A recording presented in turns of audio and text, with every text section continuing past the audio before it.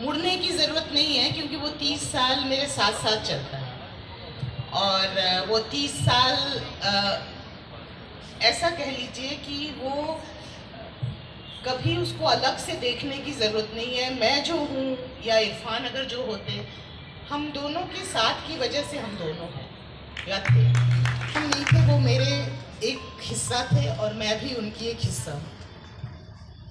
क्योंकि हम लोग एक दूसरे को जानने की प्रक्रिया हम इसलिए और भी अच्छी है बिकॉज हम लोग साथ बड़े हुए। जैसे होता है ना कि आप एज ए स्टूडेंट जाते हो और फिर एक suddenly you become a man and a woman and you know the world, and वो वाला जो जर्नी होता है वो सबसे खूबसूरत और सबसे बेहतरीन होता है बिकॉज आप अपने हर चीज़ को पुख्ता कर रहे होते हो उस जर्नी में। आप समझ रहे होते हो आप लेकर थी या जो भी था, वो जो साथ में आप बिताते हो और जो पुख्ता करते हो ना, और जो भी कपल करता है या जो भी दो साथी करते हैं या जो भी दो हम सफ़र करते हैं, आई थिंक चाहे वो जुदा भी हो जाए, वो जर्नी कभी भी उनके ज़िंदगी से अलग नहीं आप उसको कर सकते, या उसको आप कभी भी वो नहीं बिछड़ सकता कभी वो आपका साथ, क्योंकि उसमें आप वो बने थे जो आज आप हो, यू नो।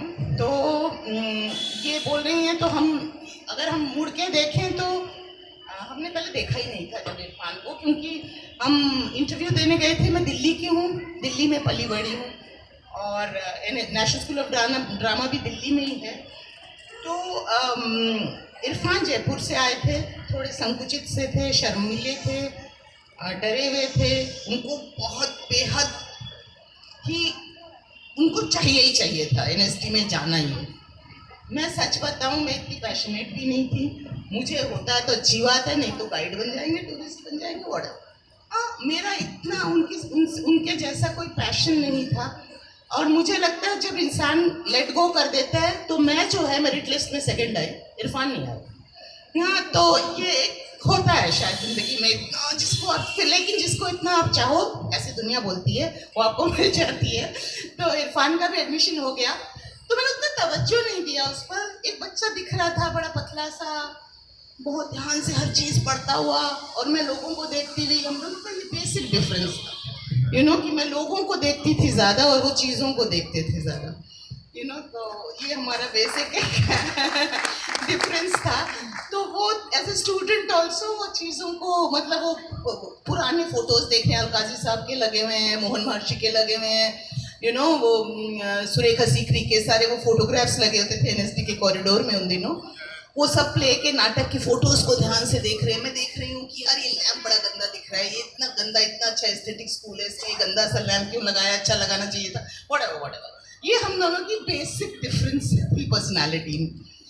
और दूसरी जो थी वो थी कि हम दोनों में जो सिमिलैरिटी थी, हम दोनों ईमानदारी के परखदार थे, बहुत बड़े बात थी। वो भी थे और मैं भी थी।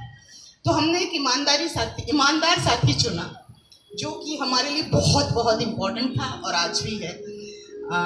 हमें इरफान कामयाब होते नहीं होते, जहाँ वो पहुँचे नहीं पहुँचते, हमें ऑनेस्टली कोई फ़र्क नहीं पड़ता। हमें इरफान जैसे थे वो इंसान मुझे चाहिए। बहुत आपने अच्छी बात है, जहाँ से ईमान आपने कही ना कि हमें, और वो एक वैल्यू सिस्टम है, राइट।